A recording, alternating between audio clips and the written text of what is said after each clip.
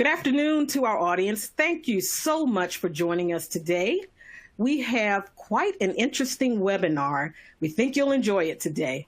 My name is Catherine Baxter, and I'm going to be your moderator for today's event for the webinar Critical Security Controls and Cyber Hygiene. So just what is cyber hygiene? Interesting question. We're going to get into that and much more. And we have some very interesting speakers with us today. But before we do that, let's go and have a few administrative announcements. We want you to adjust the volume on your computer so that you can hear this webinar.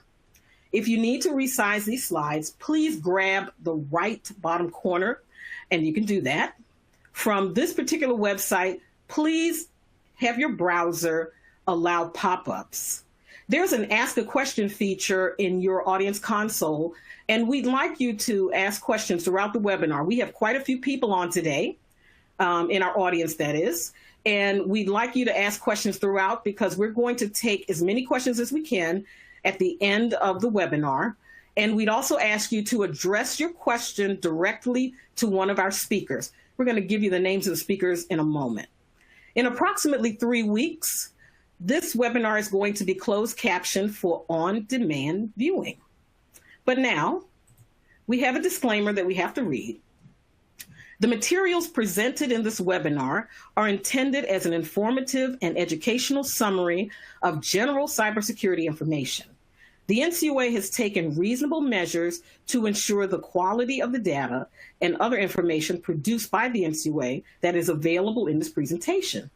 The NCUA, however, makes no warranty, express or implied, nor assumes any legal liability or responsibility for the accuracy, correctness, or completeness of any information that is available through this presentation, nor represents that its use would not infringe on privately owned rights.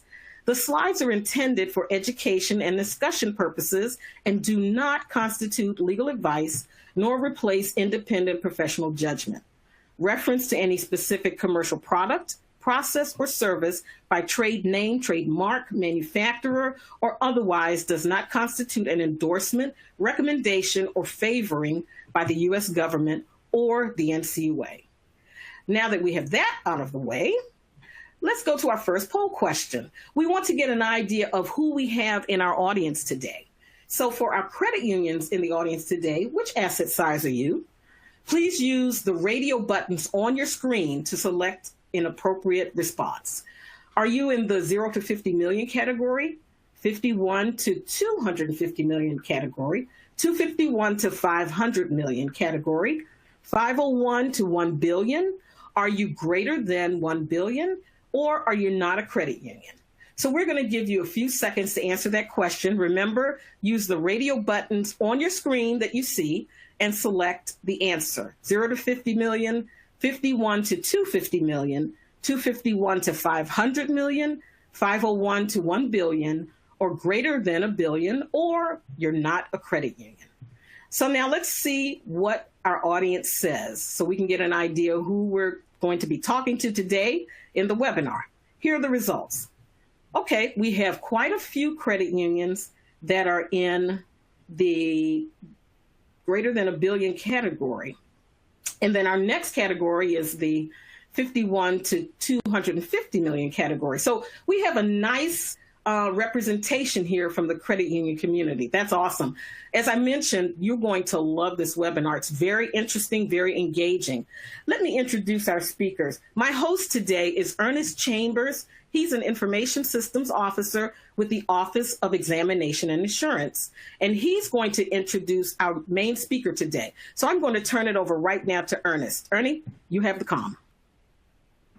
Thanks, Catherine. Good afternoon, everyone. It's a pleasure to be with you all. Relative to cybersecurity and our topic of discussion today, cyber hygiene and critical security controls, it's well known that bad actors continue their attempts to undermine the very integrity of our interconnected financial system through fraud and cyber attacks. To compete, credit unions must be able to safely and securely use technology to deliver member services and to adopt financial innovations to ensure the industry's long-term success. However, each of us together the NCUA, state supervisory authority, vendors, trade associations, and credit unions themselves must each work together to promote innovation with an emphasis on cybersecurity and cyber hygiene. We can't do that when the sky is falling, or is perceived at least to be falling. Over the past years, and this year especially, there have been an increase in cyber-enabled fraudulent activity, phishing, identity theft, business email compromise, credential acquisition, and of course, the ever-ubiquitous ransomware. Each of these attack types and vectors represent a persistent threat and ever-present danger to the financial sector, and the likelihood of these threats adversely affecting credit unions and their consumers continues to rise in correlation to the advances and adoption of financial technology, increases in the use of remote workforces, and mobile technology for financial transactions. The attack surface is ever expanding, and we're not even talking IoT yet. During calendar year 2020 and 2021, we've witnessed compromises and attacks against some key players and functions of financial infrastructure. COVID-19 notwithstanding in the pandemic and all of the associated challenges to remote workforces, the Finastra third-party provider incident, Microsoft Exchange and the zero-day exploit, SolarWinds and the supply chain attack, Pulse VPN, Wizard of Oz, kind of lions, tigers, and bears. It's a mad, mad, mad world, or is it? Well, it would certainly appear that way. Today, our guest presenter will hopefully give you a bit of perspective relative to these attack phenomena. He may even disabuse some of you of that mindset, because there are measures, controls precisely, at our disposal that we can and are employing to ensure the sector and our credit union ecosystem is able to advance. With that, I would like to introduce Mr. Nick A. Arroyo. Nick has been working for the Department of Homeland Security's CISA, or CISA, that's the Cybersecurity and Infrastructure Agency team, since January 2016. Nick brings together an enticing mix of talent with both commercial and government DoD and intelligence community experience covering some 25 years. He's traveled extensively, both domestically and internationally, in providing his technical expertise on numerous cybersecurity engagements, and has assisted in coordinating government departments on a best path towards a cost-effective cyber solution.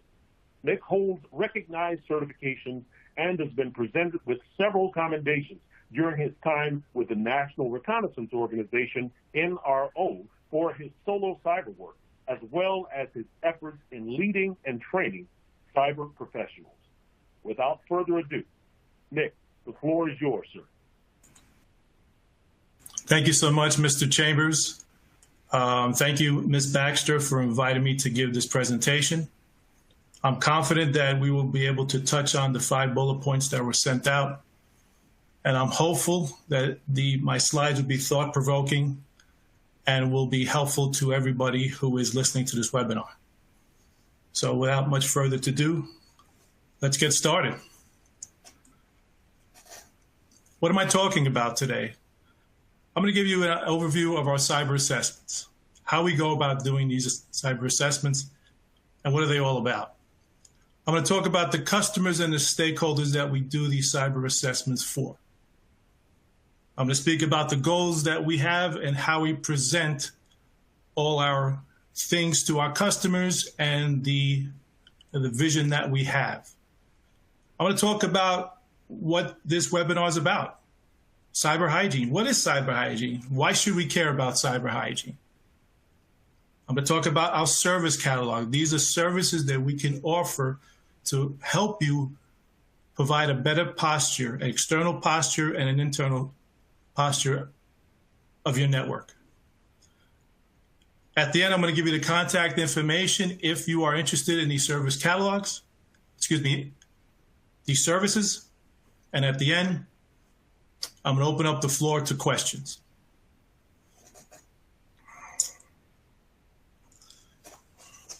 Cyber Assessments Overview. Our mission statement: enhance situational awareness and enable efforts to reduce risk and increase national resilience. All of our services, every single one that I'm going to present today, are free of charge. There is no outlay of any money regarding our services. Again, they are free. What do we touch on when we give these assessments? Vulnerability scanning, which I will be speaking about. Risk assessments, which there are 1 or 2 slides about. Pen testing, which I have done for over 15 to 20 years. And design review. How's the architecture of your inside and outside? Are there holes in it? Are you susceptible to an adversary getting inside and doing some damage? Customers and stakeholders. There are no customers that we do not do our services for. Since I work for DHS, we do a litany of federal agencies within our government.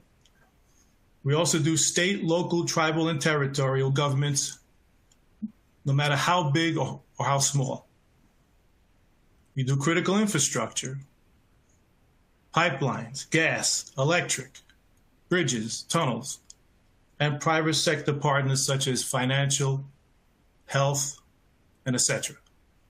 Our stakeholders: Department of Homeland Security, Office of Budget Management and Budget, and National Security Council. These are the stakeholders that give us the financial resources to provide these services to you free of charge. Our service approach.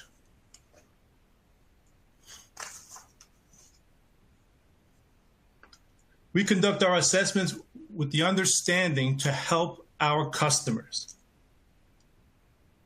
Test. We test high-value assets. For the government, this is what we do. However, we also test for your crown jewels within your interior of your network. We make sure that those are protected from the outside and from the inside. We qualify. We teach our methodology to different agencies throughout our federal government. In the event, if there's a massive intrusion or a massive situation such as SolarWinds or to that effect, we have other agencies who know our methodology so we can all get together and fight the enemy. Collaborative. We make sure that regardless of how big or how small, huge federal agency, the smallest town, city in this country, has these services available.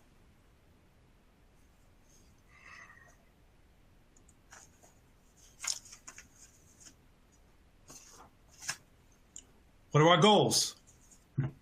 To identify and eliminate the adversary from getting in remotely. Champion, promote. We champion our guidelines and policies to make sure that our stakeholders are well informed. We monitor. We monitor secure deployment and implementation of infrastructural components. We drive our implementation for operational capabilities and behaviors. We ensure, like I mentioned in the previous slide, that no single customer does not get less of the services than a large organization would.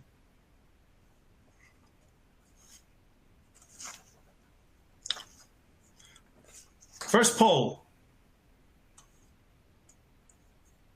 Department of Homeland Security, DHS, was formed in 2002. Which one of these points below about DHS is true? And I will give you 5 to 8 seconds. Do we support the Super Bowl? Was it formed when President Clinton was around?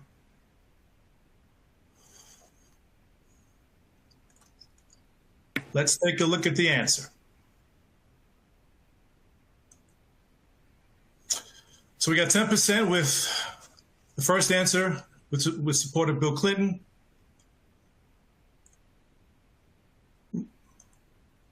We have 6% with the Super Bowl, 57% DHS responsible for the whole Homeland Security and abroad, DHS is the fourth largest cabinet department. The answer is, forgive me, the answer is DHS supports the Super Bowl. I've supported with a team the past 4 Super Bowls, and it's been one of the best collaborations that I've had with my team. 1 billion people watch the Super Bowl, and God forbid something would happen. So it's a very, very, very important thing to make sure that the adversary doesn't get in. We prep for about 18 months prior to the Super Bowl to make sure that the Super Bowl goes without any hiccups.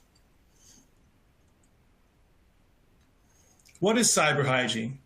Why should you care about cyber hygiene? Well, I have 3 great definitions about cyber hygiene. Cyber hygiene is a reference to the practices and steps to maintain system health and improve your online security. It refers to the best practices, the step-by-step best practices that an organization and users, not just the organization, but users can undertake. As you have personal hygiene practices, cyber hygiene best practices help protect the health of your organization's network and assets. It is about training yourself, not relying on the organization, but training yourself as well to think proactively about your cybersecurity. For instance, if you get an email that looks kind of strange, do you click it? Do you not? These are the kind of things that you should be aware of. The percent of enrolled financial stakeholders in our cyber assessments that we offer is currently at 9%, close to 10%. That's 261 financial institutions out of 2,600 total enrolled.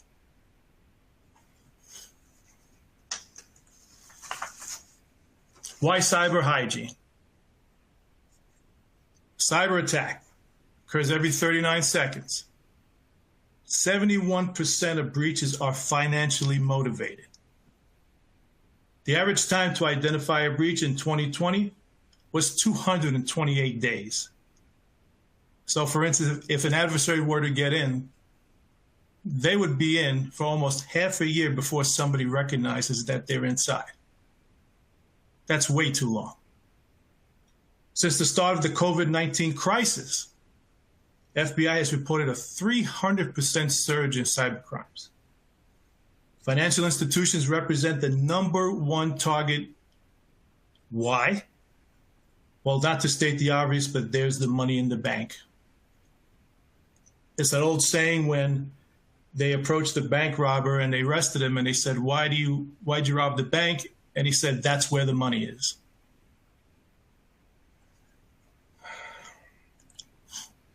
Continued. These are some of the breaches that I was able to put on paper. I could have filled this presentation with quite a few more, but these are the main ones that I came across. 2014, 2005, 2014 again, JP Morgan Chase. Data breach by the banking giant, 76 million households and 7 million small businesses. Personal information rather than financial information was leaked. And then Check Free Corporation, 2009, they hijacked and redirected the site traffic to malicious sites, to which 5 million customers logged in with their credentials. This was a case where they got on the inside, and for some reason, the fact that the traffic was redirected was not caught.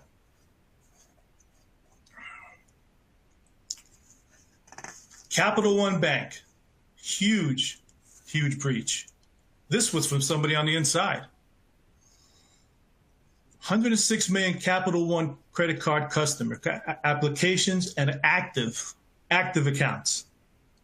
Social Security numbers were accessed, and 80,000 linked bank accounts in the United States, and even worse, Canada, 1 million Social Security numbers.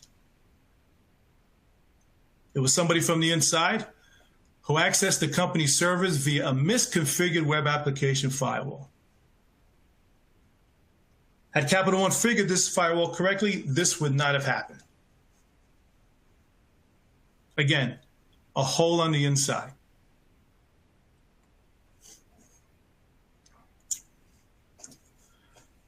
I'm going to now introduce you to our service catalog. These are the free services that we offer to help you prevent some of the things that I have been speaking about. They are vulnerability scanning, phishing campaign assessments, posture and exposure, web application scanning, remote penetration testing, risk and vulnerability assessments, RedTeam assessments, validated architectural review, security architecture review, and critical product evaluation. These are the 10 services that we offer free of charge to our customers.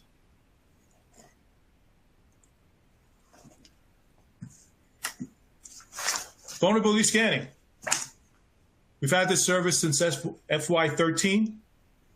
Started off with 11,350 vulnerabilities that we detected. In FY20, it's almost quadrupled, even more than that. 380,074. Our customer base started off with 30 in FY13. FY20, it's 2,000, and now we're up to 2,600. This is our external scanning service. It gives you a snapshot from the outside what your vulnerabilities are and what holes are on your exterior network. You receive a weekly report that shows the scan, which I'll be showing you in the next 2 slides. And this is our most popular service and is our most easiest to get a hold of. And I'll show you all that at the end of this presentation on how you're able to do that.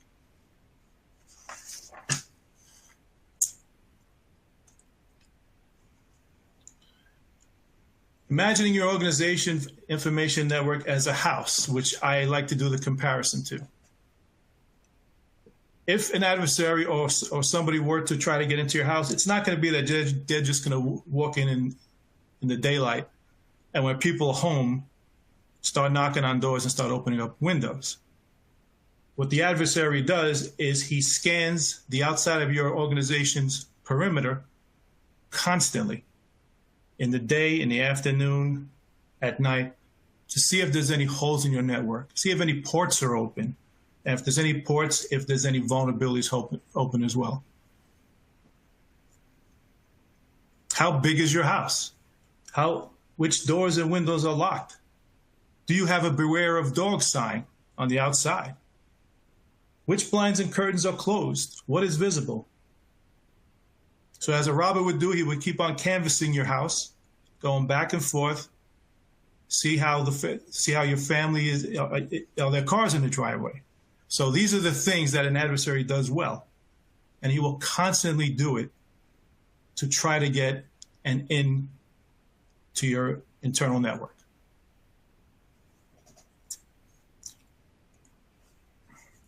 Our scanning process, we use 2 tools.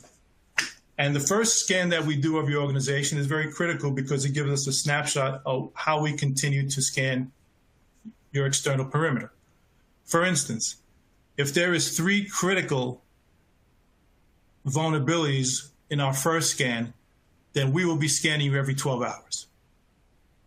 If in fact that you take care of those critical vulnerabilities in the next day, and we find high, medium, and low, then we will scan you every 24 hours. And the more of the vulnerabilities that you take care of, and by the next time we scan, it will be less and less.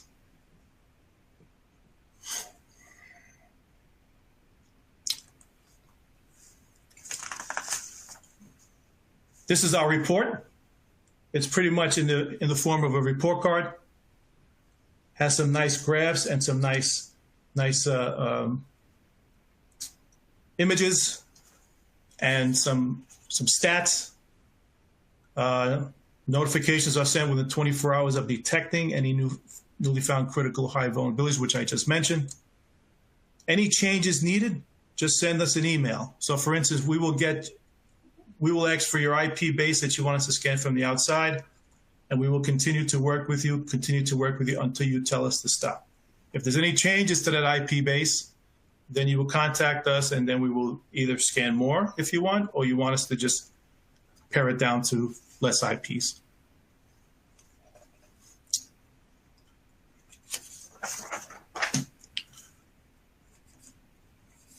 Our phishing campaign assessment. My team at DHS was able to get into interior networks using this method, I would say about 90% of the time. It is based on, we get the emails from the customer, and we have one POC. We tell the POC not to alert anybody, not the SOC, nobody on the inside, that we will be doing this. We want to make this service as real time as possible. And how do we do that?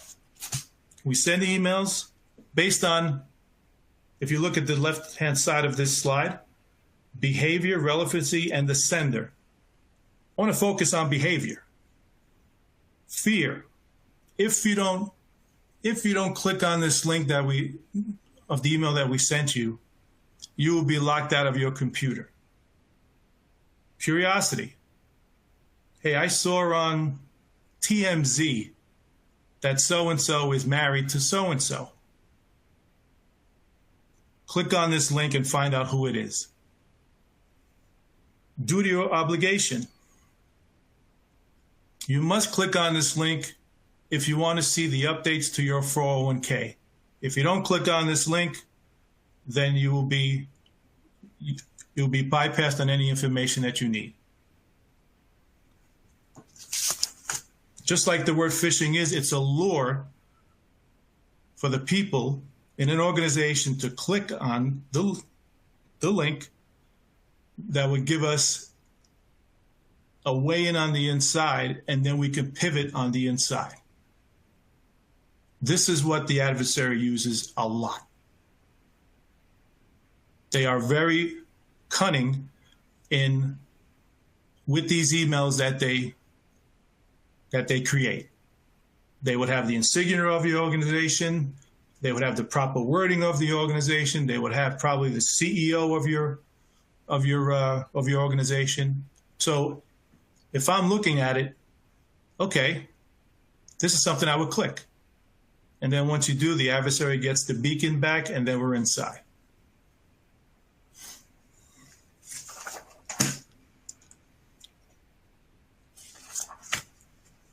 What are PCAs? PCAs focus on improving the people and processes. It's educating your organization's user base. We want to increase the security awareness within the stakeholders' organization. Decrease the risk of successful phishing attacks through limited exposure and reducing the rates of exploitation. At the end of the PCA, we give a presentation of everything that we find.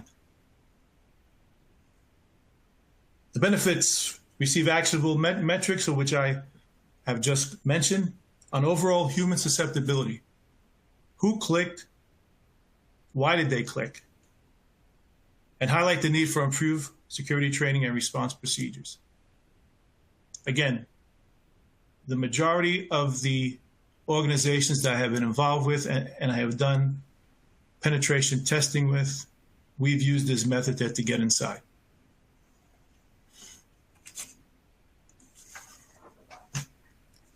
It focuses on user behavior, again, like I mentioned in the last slide, not technical controls. It's a 6-week engagement period. So we send different kinds of emails. We send some that are pretty easy to detect with misspellings, and then we send pretty hard emails that are very, very tough to to detect. Our target list, like I mentioned before, is a list of employee emails to receive custom crafted phishing emails from us. We work with one POC, and we hope that they don't tell anybody on the inside, just like it would be in real time.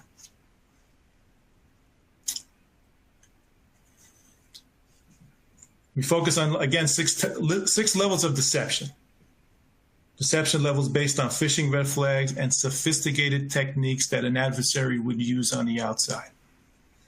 Our metrics is click rate, click time, report rate, and report time. Stakeholder adds CISA phishing domain and IP addresses to the exception list, which would allow us to execute our phishing emails.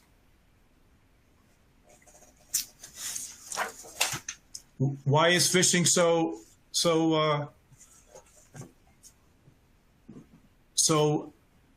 easy for the adversary and for my team? And what can it lead to? It can lead to this: ransomware. What is ransomware? Ransomware is a malicious software designed to block access to your computer until a sum of money is paid. Phishing attacks account for 80% of reported security incidents. If anybody has seen in the news the past week or two, especially us on the East Coast, the Colonial Pipeline is the most recent victim. On the East Coast here, there were waiting lines to get gas for about a week. From 2019 to 2020, cyber criminals got greedier and richer with ransomware, and it's going to climb. The average ransomware payment nearly tripled. And the highest ransomware payment, 5 million to 10 million, and the demand from 15 million to 30 million, and it's going to climb. The highest ransomware demand ever recorded as of today is $50 million. The Colonial Pipeline had to pay $5 million for the adversary to release all the files and the information. Which leads us to another poll. What percentage of enterprise ransom victims paid the ransom to get their data back? Now, this is interesting based on all the information I mentioned, so we'll give you 5 seconds. Say, Nick, I'd just like to interrupt and remind our audience as well. We're getting a lot of great questions in for you, Nick, but also I'd like to remind them to do our survey. There's a survey widget on your console. So if you'll do our survey, we'd appreciate getting your opinion on this webinar and suggestions for next. Back to you, Nick. Thank you, Catherine. Is it 70%, 50%, 90%, or is it 20%? Let's see how it is. We got 42% who said it was 70%, 21% is 50,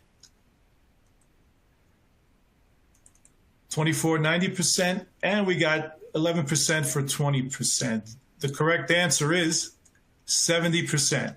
And again, that's climbing. Posture and exposure. This is our emerging service that we have. And it is based off of if your organization has people that are using your work email to do things that they shouldn't do when they're during work hours. For instance, if they're on Facebook, if they're on LinkedIn, or if they're on any website that they shouldn't be on, or what the service does, it scans the dark web to see if any of your organization's emails are in the dark web, and we go to a whole bunch of different sources, data sources, to see where your organization's emails are being used. Again, this is an emerging service that we have. It's right now we're just using it for the federal government, but we intend to start offering to the private sector hopefully within the next year.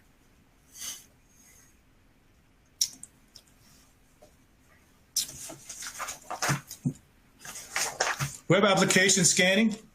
This focuses on just your web applications. As opposed to vulnerability scanning, which is just the main scan from the outside. This focuses on specific external web applications to see if there's any configuration weaknesses, any vulnerabilities, or anything that we may find. We have a bunch of open source tools and commercial tools that we use. And again, this is specific to web applications. And this is has been in existence for about six to 7 months. And it's a very, very popular service that we offer.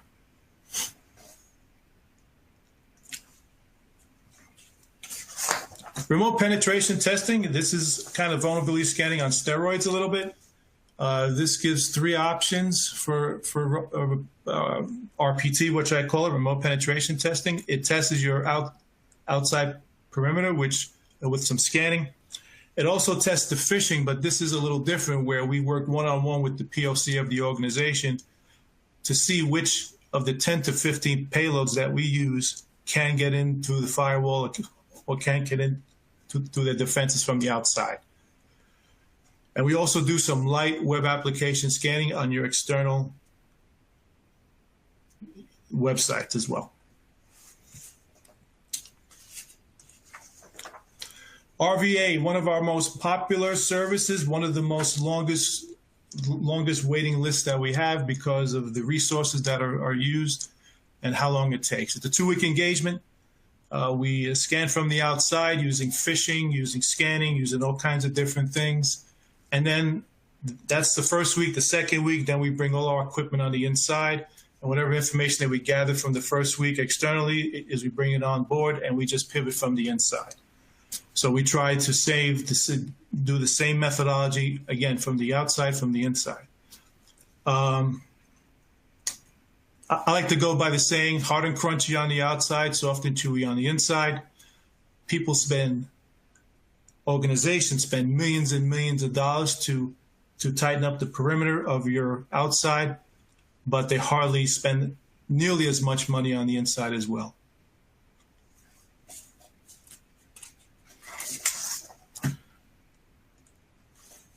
RedTeam Assessment, this is the closest thing we have to an actual adversarial intrusion. This is a 90-day assessment. We recommend 1 POC, and we pretty much hit the kitchen sink with the organization. We try everything from the outside. We try every tool that we can imagine. And then once we get inside, then we do the same thing. This is a prolonged 90-day engagement. And the result is a presentation of about close to 3 hours on everything that we found. So this is our longest, and this is a long waiting list as well.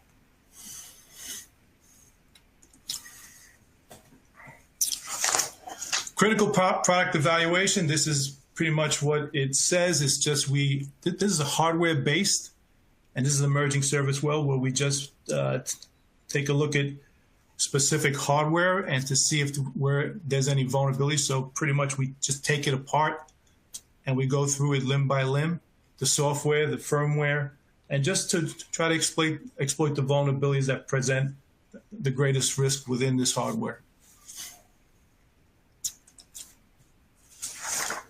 Security architecture review.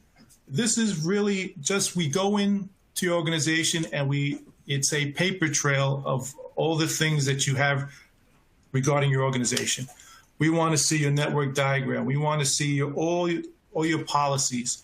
And we want to make sure that everything that we have shown is in conjunction with what the cybersecurity best practices are. This is a three-week day engagement, and this kind of coincides with the risk and vulnerability assessment as well. Usually there's 2 teams on board, the risk and vulnerability assessment team, as well as the security architecture review team as well. Our next poll question. Which CISA service focuses on improving people and processes? Is it the RVA, risk and vulnerability assessment, vulnerability scanning, phishing, or CPE? I'll give you 5 seconds. I just mentioned the vulnerability. I spoke about the vulnerabilities. I spoke about the vulnerability scanning in the beginning. PCA, CPE, Let's see the results. 14% RVA, 7% VS, and I won't go any further because the majority said 81% for PCA, and they are correct. Well done. External process from external view. Excuse me. Process from external viewpoint. Do you want our services? Here's the way to go about them. Step 1, send an email to vulnerability@cisa.dhs.gov. Service desk will respond with information to you, and there'll be a back and forth, and then there'll be some legal documents that you have to fill out.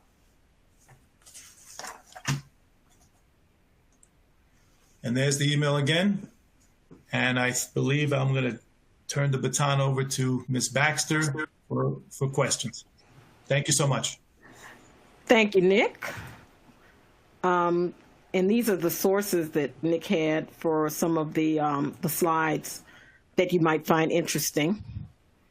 And also, let's get over here to our Q&A. We're going to queue that up. Let's see, before we do that. And we want you to see our Cure contact information. So we're going to jump right into the Q&A. And we have quite a few, and they're still going to be coming in. So we will take as many as we can during the webcast. Let's see what we have for Nick. Nick, you've got quite a few questions. So here's one that a credit union has. So they say if emails or other information is found on the dark web, what action should or could be taken, Nick? Well, the first action you should do is to alert the authorities that the emails on the dark web. So they will start an investigation to see why they are there. Obviously, it's probably because of some kind of breach. So that would be the first thing that I would recommend that you would possibly do. Sounds good. Let's get one more. And then we have a question for Ernest Chambers. He's got one in here too. I think the credit union needs to confirm that the services in the catalog are offered at no charge to credit unions. Is that correct, Nick? Yes, that's correct. Okay, very good. All righty. So let me just give you one more, and then I'll move on to Ernie. So here's what the credit union said. It says where, and I think we just addressed this, so I'm going to read it again. They said, where can I find the free services in the service catalog? Can I confirm that we have DHS do a vulnerability scan for free? Would you confirm that for them? I will confirm that the answer is yes, absolutely. We don't discriminate against any organization, any small or big. So absolutely, 100%.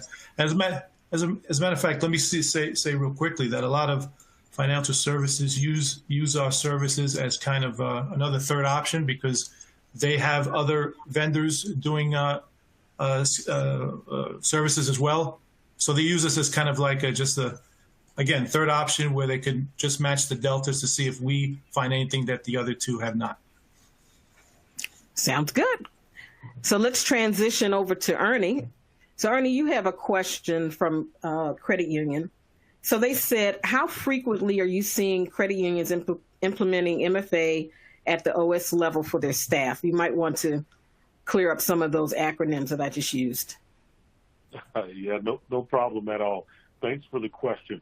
So I'll do this as you would expect, more trending and broadly. In light of the current POTUS executive, that's the President of the United States, right, executive order, just released about a week or so back. We don't have precise stats for that, but I would say that we're trending towards multi-factor authentication, and that discussion is gaining a little bit more traction amongst the credit union discussions. And and with further implementation steps, I'm certain to be discussed at our level, the regulatory level, and then down to and through the credit unions. And I would just mention one other thing for the questioner. We are also, it's MFA, multi-factor authentication, as well as zero trust. You will see a lot more as we learn from this and look at the implementation of the particular executive order. So I would say stand by, but the cadence and the discussions are gaining momentum. Okay, we've got another one for you, Ernie. This one is it's long, so bear with me. I'm going to read it slow, but this is a very legitimate question that some credit unions may have. So here's what they say. They say spending on cybersecurity can be infinite. All credit unions, especially $250 million and under, find it challenging to balance and budget for this is a challenging low margin environment. Can you give some guidance on how credit unions should budget appropriately to reasonably scale their protection based on size without creating too many expenses that creates a financial risk? Really good question. It really is, and thank you for that question. And it's actually a pretty simple answer. It's within the context of the question. It's a business decision.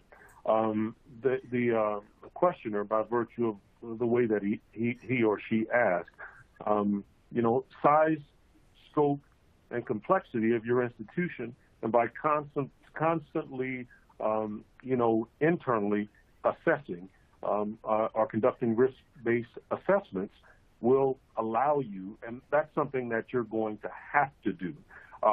So if you understanding size, scope, and complexity of your particular institution, then you can understand what level of risk you can take on and hence have to defend yourself against. So it is a business decision, and I hope that doesn't sound like a cop-out, but it really is that simple. Great answer. You're right. Okay, let's skip back over to Nick. Nick, you ready? I'm ready. All righty. So here's what one credit union said. Are there any product recommendations for scanning encrypted files? There are, but unfortunately, I'm not at liberty working for DHS to recommend any particular vendor. But yes, there are. And that's a safe answer. All right. Here's another one for you. Okay. So here's what a credit union said also, Nick. Are these services only available for federally insured credit unions? Or are they available for all credit unions, in other words? They're available to all credit unions. And we have quite a handful of customers. I have done several engagements on credit unions, so small and big. So yes, the answer is yes. We do not discriminate for any credit union that we want to do services for. Okay, here's another good question that a credit union wants to know. They just need an idea. They said, what order would you suggest that we request the services that you're offering? Is there a particular order that you recommend? That's a great question. First, I would recommend the vulnerability scanning. As I mentioned in the presentation, that would give us the first initial snapshot of your exterior posture. Then from there, I would kind of graduate to the RPT, remote penetration testing, which will give us a snapshot again of your outside, and then kind of a light phishing engagement, and then start looking at your web application from the outside. And then once you do those two things, we'll have a really good kind of synopsis of what's outside and kind of inside your organization. But then I would graduate to the risk and vulnerability assessment, which is a 1-week engagement, and then we have a team come on site for the following week to do everything, try to do everything that we tried to do from the outside on the inside as well. So to recap, vulnerability scanning, remote penetration testing, and then risk and vulnerability assessment. Excellent. So here's another question for you, Nick, and then Ernie, I have another question for you as well, so stand by. This is a good question. Now, when I asked this question to you, Nick, do you mind translating some of the acronyms, or one of the acronyms that's used in this question, so that those in the audience that may not be familiar with it can really comprehend the question? So here's what the credit union said. Reporting spoof sites to IC3, is this the best way to contact FBI for investigation? If you could kind of explain the question a little bit, I think that might help. Yeah, I'm a little confused on the question itself. Can you repeat it, please? Sure. It says reporting spoof sites to IC3. Is this the best way to contact the FBI for investigation? I think it is, but that there is a general number that you can contact for the FBI regarding anything that you feel is an intrusion. I could pass that out probably after this presentation. So yeah, I'll be more than happy to do that. Excellent. Nick, this is Catherine. This is Ernie as well. I hate to interject, okay, but being former Secret Service non-agent and working on the cyber side, I do know a little bit about that. The best way, I would urge all of our credit unions, large, mid, and or community small, to integrate with your every Secret Service branch will have the electronic crimes task forces. In the states, there are electronic crimes task forces usually associated with a major city. You can visit the USSS Secret Service .gov. That's not the exact URL, but if you Google Secret Service and the Electronic Crimes Task Force location, you can integrate there, as well as any reports to the FBI. They've got task forces as well as their other, the field offices. And it's always great to establish a relationship with a belly button there, with a person that you can go to in case you have a cyber incident at your. Usually they'll be knocking on your door, but if not, it's great to have that number before you need it, and that's as easy as contacting your local field office for the FBI or your electronic crimes task forces force with the U.S. Secret Service. Excellent. Now, Ernie, are you ready for a question? There's a couple here that seem to have your name on it. Are you ready for them? Yes, ma'am. Shoot. Okay. So here's the first question. The credit union wants to know, in the worst case, if you find a critical vulnerability, will it impact their NCUA exam?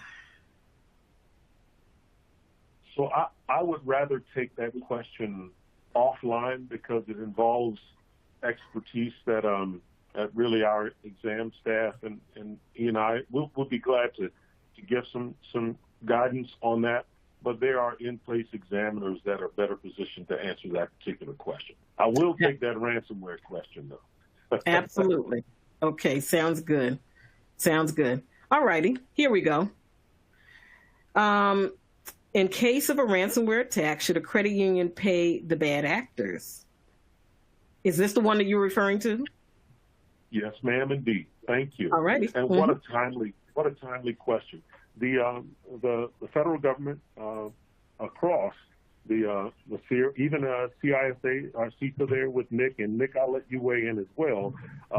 But the recommendation in general is not to pay and that's not an NCUA thing. So let me make sure I caveat that.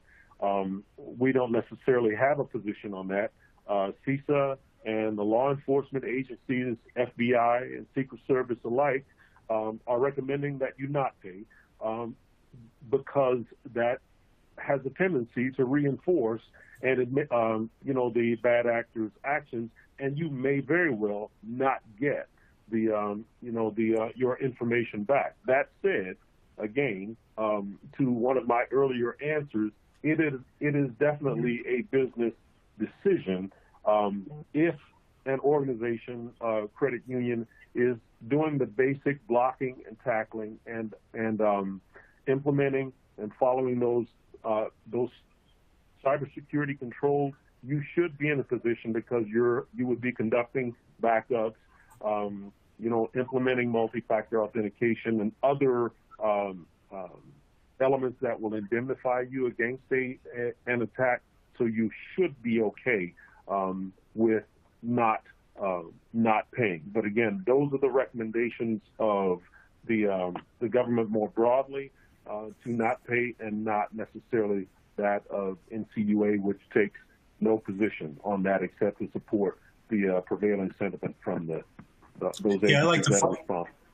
Yeah, I'd like to follow up on what Ernie said. I'm in agreement with him. Chances are, even though you do pay the money, there's chances are that they are still not going to release the files to you. I have a good handout, Catherine, that talks about ransomware, and it's very quick about the steps to prevent ransomware. I could send that to you, and then you could send it to everybody on the line.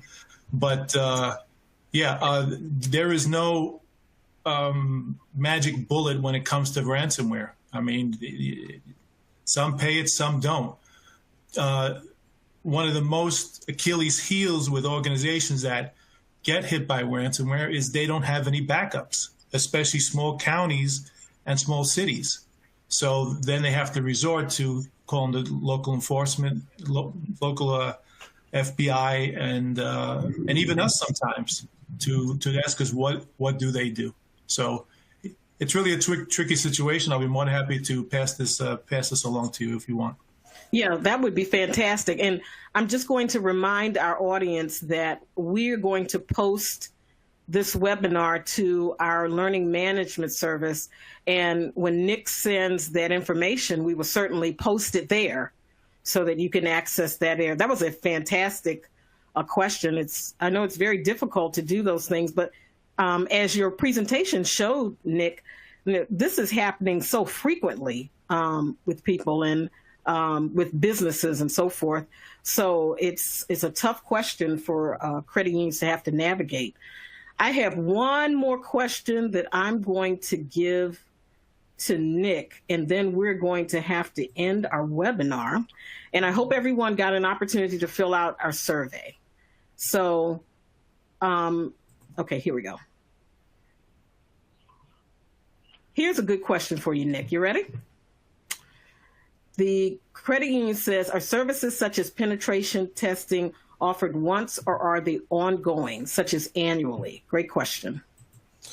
So they're offered as much as we can get you. They're offered as much as we can get to you. So if you send the email to the email address that I mentioned, and you put your name on the list for the RVA, that's great. But again, if you start with the vulnerability assessment and the risk and the RPT first, and then work your way to RVA, chances are you'll be in the system, and we can, after we do the RVA, you can ask to have us come every year. Okay, very good, very good. All right, well, yes, go ahead, Ernie. I don't have a question, but I would urge all of our listeners. There is another resource that the FFIEC has provided, the Federal Financial Institutions Exam Council. I think you can get to that by just Googling FFIEC. There's a guide called the Cybersecurity Resource Guide for Financial Institutions. Again, that's the Cybersecurity Resource Guide for Financial Institutions, and it will give all kinds of no-cost resources to include those that Nick has mentioned, but there's a plethora of other resources that a small credit union could avail themselves, or any credit union could avail themselves of, and we urge you to visit the FFIEC to download that guide. Thank you, Ernie. Great information. Did you have anything else, Nick? Because we're getting ready to wrap up. No, I just want to say it's been a pleasure to present my presentation. It looks like we had a great turnout, so I'm excited that people were able to view it. And if they have any questions offline, I'll be more than happy to answer it. And thank you so much for the opportunity. Thank you so much. We'd like to thank all of both Ernie and Nick, Ernest Chambers and Nick Arroyo from CISA. Ernie is with NCUA, the Office of Examination and Insurance. I'd like to thank you for a fantastic webinar, a lot of information, a lot to think about. And we'd like to thank our audience, too, for joining us and giving us some great questions. Remember, we're going to have our questions all answered when we post this webinar online in our learning management service. So don't worry if your question wasn't answered directly. Thank you so much. Thanks for Franz Ariento, who's our behind-the-scenes guy. We also thank Amanda with On24. And I'd like to give a special thank you also to Patty Hunt, who helped me with the Q&A today. Audience and credit unions, please enjoy your afternoon. Have a wonderful afternoon, please, and a great week. We'll see you next time.